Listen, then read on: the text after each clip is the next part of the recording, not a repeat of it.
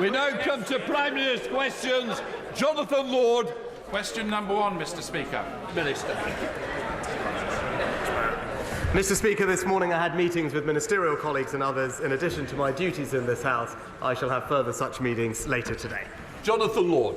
Residents across the eastern villages of Woking in Byfleet, West Byfleet and Pyrford have seen a large number of proposed developments over recent years. Of particular concern is an area of beautiful fields near West Hall, where over 1,000 of my constituents have written back to me in recent weeks expressing their deep concerns about the lack of provision of local infrastructure and the potential effects on the local environment. My residents and I will fight on, but does the Prime Minister agree with me that Labour's proposals to concrete over vast swathes of the Greenbelt in Surrey and the South East would be a complete calamity? Well, Mr. Speaker, my honourable friend is absolutely right. Unlike actually both the Liberal Democrats and the Labour Party, who believe in top-down targets that would decimate the Greenbelt, we believe in local people having a say over their local communities, which is why we are making sure that we make best use of brownfield land and ensuring that we conserve and enhance our precious countryside for generations to come. We now come to the Leader of the Opposition, Keir Starmer. Thank you, Mr. Speaker. On Monday, the Prime Minister treated us to his 7th relaunch in 18 months. He vowed to take on the dangers that threaten the country. So it was good to see the Minister for Common Sense immediately take up that mantle by announcing a vital crackdown on the gravest of threats, colourful lanyards.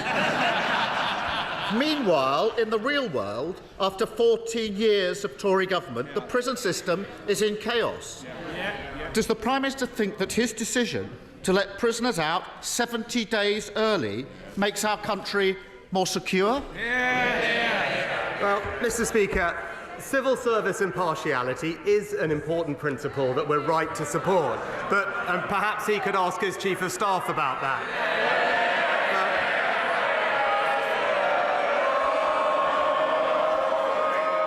But actually on Monday, what I did do is outline the serious security threats that our country faces from an axis of authoritarian states. Russia poisoning people on our streets, China targeting our democracy, Iranian proxies firing on British ships, and yet he won't back our plan to increase defence spending.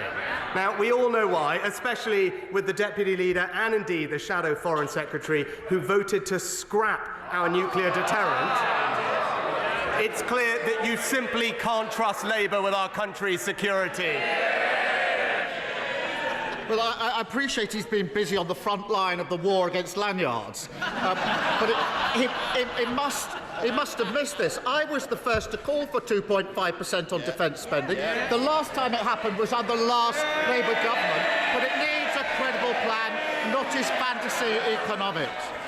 But I am disappointed to see that version 7.0 of his time in office doesn't extend as far as answering questions or giving any information on those prisoners he is releasing early. Basic details like how many, where are they, what crimes have they committed. So will he at least guarantee that none of the criminals he is instructing prisoners to release early are considered high risk?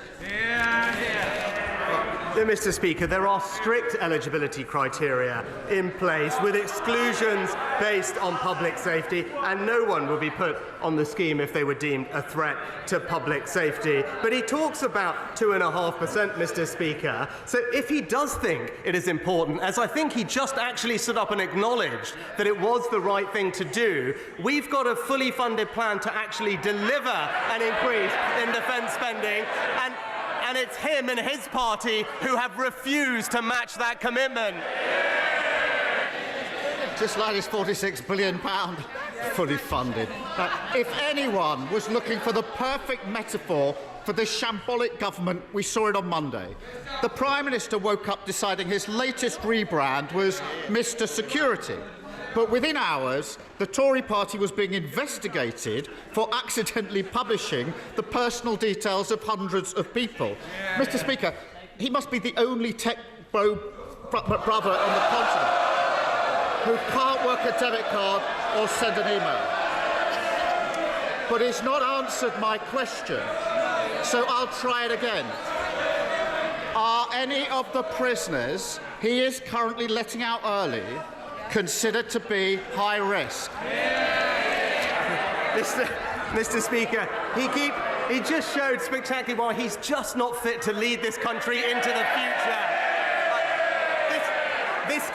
This country has a proud tradition of leading the world. We led the world when it came to the Industrial Revolution. But if he was around, he would have probably called James Watt the steam bro, Mr. Speaker. And what we're doing is preparing the country for the future. But when he talks about the prison scheme, let me be crystal clear. No one would be put on the scheme if they were deemed a threat to the public. Offenders are subject to the toughest of licensing conditions. And if those conditions are broken, they are back in prison for considerably longer. But what's his record on this? He voted against tougher sentences for violent criminals. He actually opposed new powers for the police to tackle violent crime, voted against new laws that have arrested 1,000 criminal people smugglers. The message is crystal clear. He can't be trusted to keep this country safe. I appreciate that all this rebranding is taking all of his time, but he may want to read the recent inspection report into Lewes Prison on this topic I've asked him twice about. It documents, page 5, high-risk prisoners being released at short notice without sufficient planning. Page 46, a high-risk prisoner had his release date brought forward, despite a history of stalking, domestic abuse and a restraining order. Their words, he was a risk to children. Does the early release of stalkers, domestic abusers and those considered a risk to children sound like the work of someone who is making the country more secure? Mr. Speaker, as I've said, no one should be put on this scheme if they are a threat to the public. And let me be crystal clear, it does not apply. And let me be absolutely clear, it does not apply to anyone serving a life sentence, anyone convicted of a serious violent offence, anyone convicted of terrorism, anyone convicted of a sex offence. And crucially, in contrast to the system that Labour had put in place, Mr. Speaker, governors in the prison service have an absolute lock so that no one is put on the scheme who shouldn't be. But thankfully, Mr. Speaker, their scheme let out thousands upon thousands of violent offenders onto our streets, and even 2 terrorists. Thankfully, we've toughened up sentencing against those criminals with new legislation, but he voted against it, Mr. Speaker. Well, I'm glad to hear that those on life sentences are being released early, and he may not think that releasing domestic abusers is a problem, but Labour has repeatedly called for domestic abusers to be exempt from his scheme to release prisoners early. His government has shamefully ignored those calls. So now we have the evidence that domestic abusers are being released early. The Lewes report, Prime Minister, will he finally change course and back Labour's calls?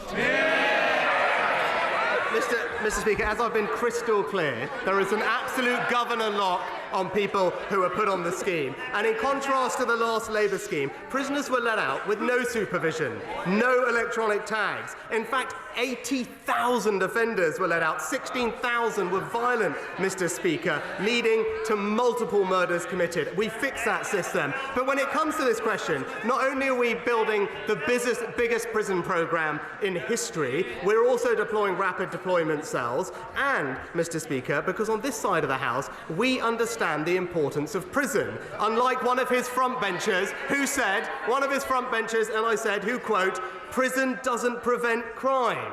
It's always the same with the Labour Party, soft on crime and soft on criminals. He's literally letting criminals out early. Mr. Speaker, the only answer to the question I asked, whether domestic abusers should be exempt from his early release scheme from anyone serious about security, is yes. Perhaps the most ludicrous part of the Prime Minister's speech on Monday was when he said he won't accept the idea that any of the problems people are facing are caused by the 14 years of Conservative government. He won't say how many prisoners they've released early. He won't say if they're burglars, abusers or stalkers. He won't say where they are or what support their victims are getting. Yet he thinks he has the right to tell people they can't blame his government for any of it. Doesn't he think that rather than confiscating lanyards like some jumped-up milk monitor, he should stop issuing get-out-of-jail cards free to prisoners considered a risk to children? Mr. Speaker, another week with no ideas and absolutely no plan for the country. They've had 14 years to think about nothing but the future, but all they can do is talk about the past, Mr. Speaker. But I am surprised, because what he didn't bring up that has happened in the last week since we met is that statistics confirm that we have now had the joint fastest growth rate in the G7 this year, Mr. Speaker. The Bank of England said that the economy had turned a corner. Ian Wise said our growth was impressive. The chief economist of the Independent Office for National Statistics said the economy is going gangbusters, Mr. Speaker. Now, the Shadow Chancellor may want to copy and paste their comments into her next speech. Or does she think they're all gaslighting the British public too? Thank you, Mr. Speaker. While I understand the need to upgrade our broadband infrastructure, it cannot be right that a company called Brisk is proposing to erect telegraph poles in the Squirrels estate in Hayley Green in my constituency. So, would the Prime Minister agree with me that residents are 100% opposed to these proposals and they go against the guidance? So would the Prime Minister agree with me that they should abandon these proposals, that they should that we should have a review of permitted development rights in relation to this type of infrastructure, and he should give Ofcom greater power to investigate breaches? Well, can I thank my honourable friend for rightly championing the views of his constituents on this important topic. Network operators have to follow legal obligations when deploying their networks, and Ofcom can in fact investigate reports of failure to follow these obligations. And I know that the Minister for Digital Infrastructure has met the sector and Ofcom recently to raise concerns about reports of poor pole sighting, asked operators to share infrastructure, and I will ask her specifically to provide my honourable friend with a more detailed update. Leader Stephen Flynn. Mr. Speaker, on Monday, the Prime Minister outlined what he considers to be extremist threats to our society. And in doing so, he actively compared North Korea, Iran and Russia with those people in Scotland who believe in independence. So can I ask him to rise once to the standards befitting of his office and apologise for those puerile and pathetic remarks?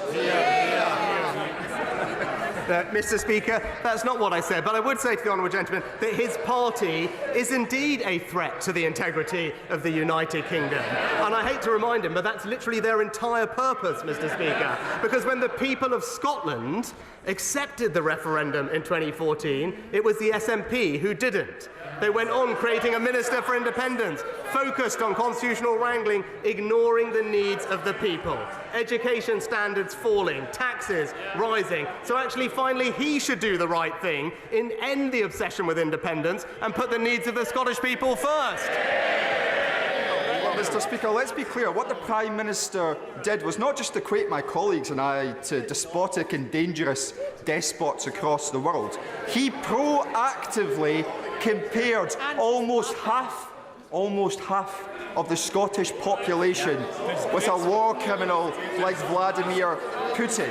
And he did so as their Prime Minister, as the man who represents them on the world stage and the man who on these aisles is tasked with defending their liberties and their democracy. Now, we know that his sorry time in office is rapidly coming to a conclusion. Is this really how he wants to be remembered? Mr. Speaker, as ever, distracting from the actual record of what the SNP are doing in Scotland. And this obsession with independence means that Scottish school children are being let down, plummeting down international league tables. The Scottish NHS, the only place in the United Kingdom where funding is actually falling in real terms, and taxes going up for ordinary hard-working families and small businesses. That is what the SNP are doing in Scotland, while this UK government is delivering for them. Dave Topwell.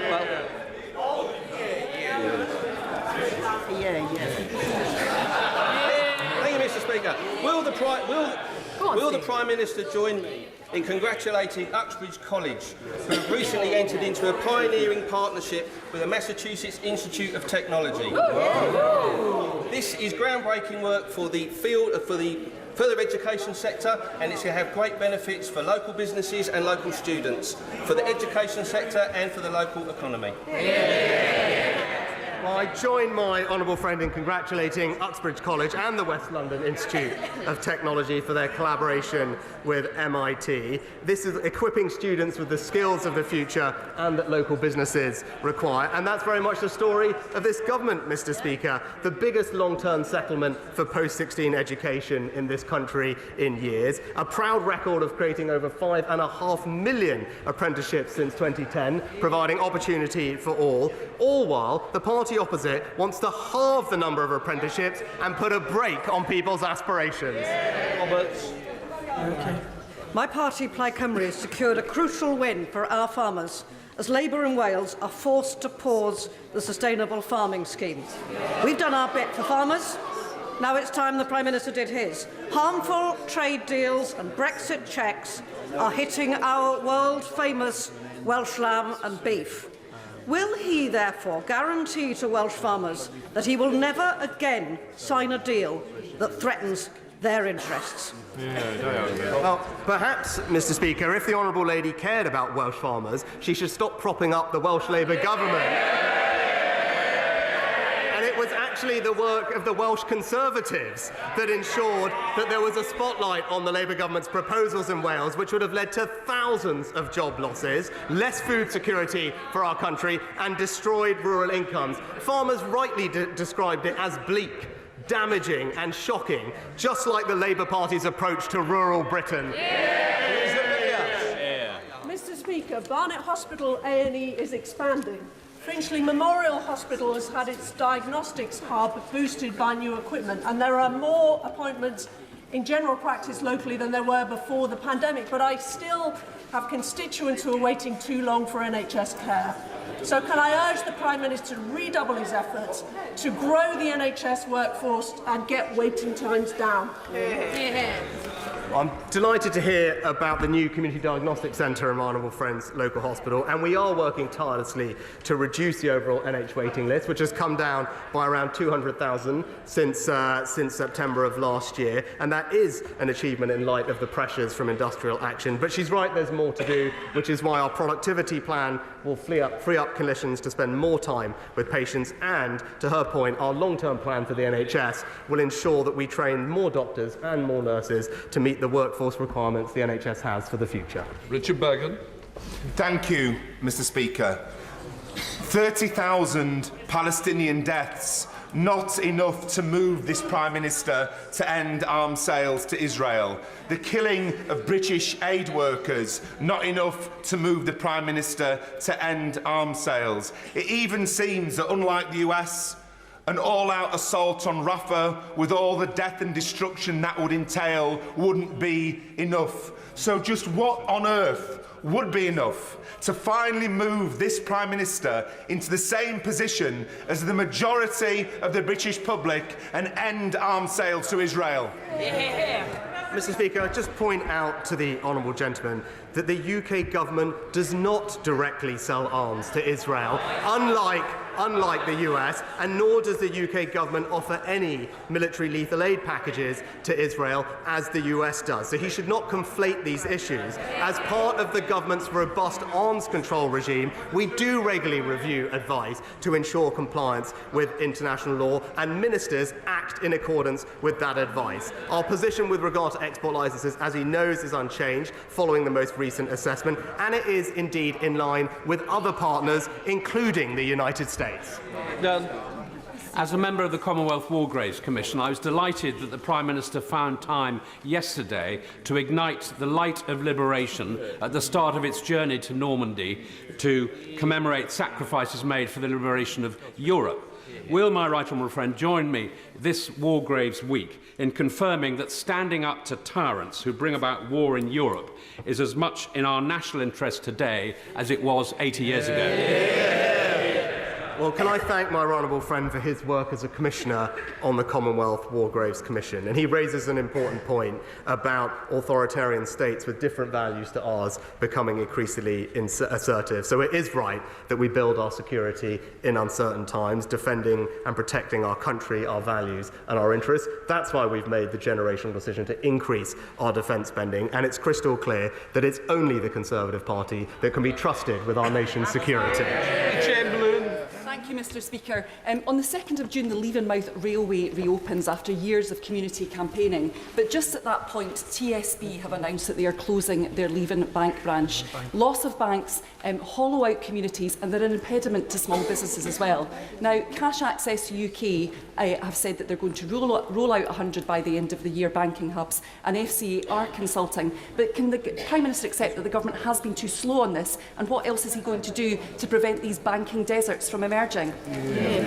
Well, Mr Speaker, as I've said repeatedly from this dispatch box, it's imperative that banks and building societies recognise the needs of all customers, including those who still need to use in-person cash services, and that's why we legislated to protect access to cash as part of the Financial Services and Markets Act, and as a result, customers can access cash and banking services through a wide range of channels, including post offices, ATMs, telephone and other services, but including community initiatives like banking hubs. Alberto Costa. Double child rapist and murderer Colin Pitchfork is yet again having another parole hearing in the next few weeks. As well as the brutal murders, this man exposed himself to over 1,000 girls and women. Now, as MP for South Leicestershire, I distributed a constituency-wide survey asking my constituents about parole board reform. Because the problem, Mr Speaker, is that the reconsideration mechanism rules allow Mr Pitchfork to keep asking for a reconsideration of a reconsidered decision, limitless times and cost-free to him. So, can I ask the Prime Minister if he will arrange a meeting between myself and the Justice Secretary to discuss necessary changes to the reconsideration mechanism rules, and will he arrange for me to be able to deliver the findings of the survey, where thousands of constituents have responded, to his number 10 policy team? Can I commend my honourable friend, the member for South Leicestershire, for his tireless campaigning about this case. And I know that the whole House will join me in recognising the horror of the crimes committed by Colin Pitchfork and sending our condolences to the victims' families. Now, we are reforming the parole system to add a ministerial check on the release of the most dangerous criminals and changing the law so that society's most depraved killers' life means life. But I will, of course, arrange for the findings of my honourable friend's survey to be properly considered and will ensure that he meets with the Justice Secretary to discuss his proposals further. Rosanna Allen-Carr. Thank you very much, Mr Speaker. In Gaza, Israel has attacked hospitals, it's attacked refugee camps, and it has killed aid workers. Israel has blocked vital aid, turned off water supplies, and denied access to food. Israel has killed thousands upon thousands of innocent civilians as the world watches, trampling all over international humanitarian law. No other country would be allowed to act with such impunity. So, can the Prime Minister tell me why he allows Israel to get away with it unchallenged, and why he continues to act as a bystander to such horror. Well, Mr. Speaker, well, we do support, and I do support Israel's right to defend itself and remove the threat that Hamas, the terrorist organisation, poses to its people. But I am also deeply concerned about the growing humanitarian crisis in Gaza, and have consistently made that point at this dispatch box and to Prime Minister Netanyahu. We must see further action to ensure more aid gets to people who desperately need it. The Rafah and the Kerem Shalom crossing must be open to allow more aid in. We're doing everything we can, trebling our investment, trying to get aid in by land, air and sea, and currently working with allies to build a temporary pier. But she can rest assured that we, on this side of the House, will continue to do everything we can to get support to the people in Gaza who need it. Virginia Crosby. Thank you, Mr. Speaker. Last week, along with apprentices from the nuclear fuel company Urenco, I visited Coleg Menai in Llangefni. The students were excited, but they need certainty about the future of Wilva before they commit to a career in nuclear. Can the Prime Minister confirm when Great British Nuclear will decide if Wilva will be a gigawatt or an SMR site, when my students can expect to see spades in the ground, and when can his brilliant nuclear minister visit Wilva again to announce some good news? My honourable friend is a tireless campaigner for the Wilva nuclear site in her constituency. Now, she knows at the spring budget the Chancellor announced that Great British Nuclear has reached an agreement to purchase the site at Wilva, and these and one other site will be vital to achieving our aim of more energy security from nuclear power. Decisions haven't yet been made on the final site to be used, but as ever she makes a very strong and compelling case for her area, and as soon as a decision has been made, I know that the Energy Secretary is keen to update her at the earliest opportunity. Thank you, Mr. Speaker. In March, the Parliamentary and Health Service Ombudsman's report into 1950s women's state pension injustice made clear to the government that the Department for Work and Pensions was guilty of maladministration, that these women suffered significant injustice, that they were owed compensation, and that Parliament must urgently identify a mechanism for redress. Nearly 279,000 of women have already died waiting for justice. So when will the Prime Minister finally place before this House a mechanism for appropriate redress? Well, Mr. Speaker, as I said to the House last week, I understand the strong feelings across the Chamber about these matters and the desire for urgency in addressing them. And following the Ombudsman's multi-year investigation, it is imperative that we take the time to thoroughly review the findings, and I'm not entirely sure I agree with her characterisation of all of them so far. But broadly, we are committed to making sure that pensioners have the dignity and security they deserve, including through the triple lock, which is increasing pensions by £900 this year. But I welcome tomorrow's debate on the Ombudsman's report, and we will, of course, take all views into account as we identify and implement next steps.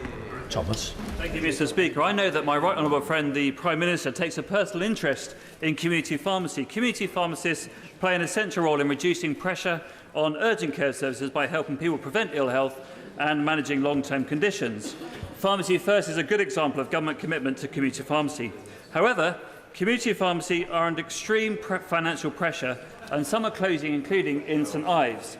This year, 177 pharmacies have closed compared to 116 last year. Will my right honourable friend do everything he can to ensure funds are directed towards community pharmacy so that our pharmacy friends can help government to deliver NHS services where and when they are most needed? Minister. As my honourable friend knows, I do care deeply about the future of our community pharmacies. There are over 10.5 community pharmacies across the country working incredibly hard to serve their patients, and I'm pleased that around 80% of people live within a 20-minute walk of a pharmacy, and that's why we're backing them with Pharmacy First, with £645 million of extra funding, whereby people can now go and see their pharmacist rather than their GP to get treatments for the 7 most common ailments like ear infections and the like. And this will ensure that not only can they get treatments closer to home, Mr. Speaker, but it will help deliver our plan to cut waiting lists and get people the care they need more quickly. Lyndon. Thank you, Mr. Speaker. 3 North Tyneside schools have been identified with a structural problem, not RAC, with hundreds of pupils now taught off-site. Costs of putting these schools right significantly outweigh the £3.5 million SCA fund for all of North Tyneside. Will the Prime Minister ensure the Department of Education applies the policy that, if it's alerted to significant issues with a building that cannot be managed with local resources, it will provide additional support on a case-by-case basis?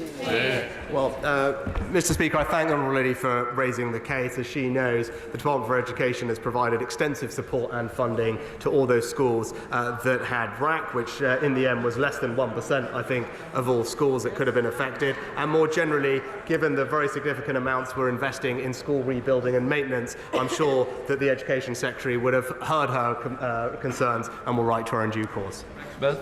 Thank you, Mr. Speaker. The clear message from yesterday's Farm to Fork Summit is that food security matters. So as we await today's written statement on ground-mounted solar, can my right honourable friend assure me that the thousands of acres of agricultural land proposed for solar installation in my constituency, from a 2,100-acre installation in the Claydons called Rosefield to smaller but equally destructive ones such as near the village of Kimblewick, now have less chance of getting approved?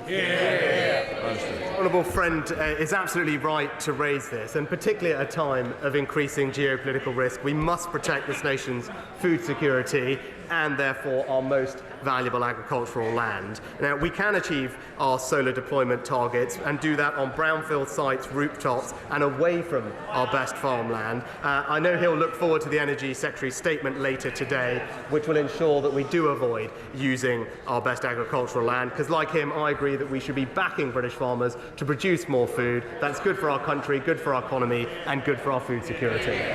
Helen Morgan. Thank you very much, Mr. Speaker.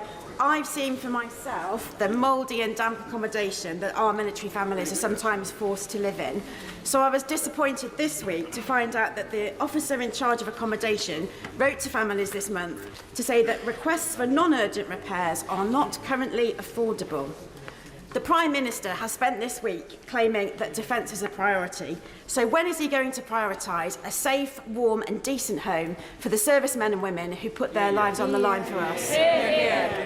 Well, Mr. Speaker, we're committed to ensuring that our armed forces personnel and their families have safe and well-maintained accommodation. At this point, 96% of service family accommodation meets or exceeds the government's decent home standards, and last year we put aside an extra £400 million investment to improve things. And when issues are reported, the Ministry of Defence has set up a dedicated hotline to ensure that those complaints are investigated by a professional surveyor, and I know that there have been several improvements made specifically to the accommodation in her area. But again, we are able to continue backing our armed forces personnel and for the job that they do for us, because we are the only party in this place committed to increasing our defence spending. Clark. Mr. Speaker, this week the All-Party Parliamentary Group on Birth Trauma published our first report called Listen to Mums, Ending the Postcode Lottery on Perinatal Health. This was the first national inquiry by cross-party politicians on this issue, and we received more than 1,300 testimonials from the public. So can I thank the Health Secretary first for attending our report launch on Monday, and I'm delighted she's agreed to our headline recommendation for a national comprehensive maternity strategy to be published by NHS England. So can I ask the Prime Minister to fully back our report and implement all of our recommendations to ensure that all mothers in this country get the aftercare that they deserve? Well, can I thank the Honourable Member for Stafford for her incredible campaigning on this issue. When we met and discussed, she presented me personally with a copy of this important report, and I'm hugely grateful to her and the APPG on birth trauma for carefully considering the report, and indeed all those brave women who have come forward to share their stories. I'm delighted that the Secretary of State and the NHS CEO both support the overarching recommendation for a comprehensive national strategy to improve maternity services. We will update the House on next steps in due course, but we are fully committed to improving the quality and consistency of care for women throughout pregnancy, birth and the critical months that follow. Final question, Netherwood. Mr. Speaker, when adult rape cases are taking 2 years on average to complete, it's no wonder that 62% of all rape survivors now drop out of the process.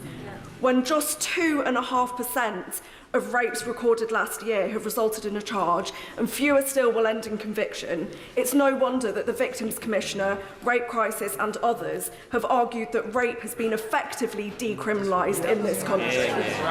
Is the Prime Minister not ashamed that because of his government's failings, victims and survivors are being put through a living hell in our criminal justice system? Well, Mr. Speaker, while it's right that the Honourable Lady raises this incredibly important topic, I completely disagree with her characterisation of how this government has treated it. It's actually this government previously that introduced the Rape Review Action Plan, which is now showing significant improvements to how we treat rape end to end through the criminal justice system. Violence against women and girls is now a strategic policing requirement for the first ever time. We've rolled out Operation Sorteria so that police forces have the expertise that they need. We've actually quadrupled funding for victim support with more independent domestic sexual violence offender advisors. There's a new 24/7 support for victims. We've ended the digital strip search, provided pre-trial cross-examination, all of which, by the way, has meant an improvement in the process, and we have seen an increase in the average sentence to rape by a third since Labour were last in office. And by the way, Mr. Speaker, we did that using a power that her party voted against. That completes Prime Minister's questions.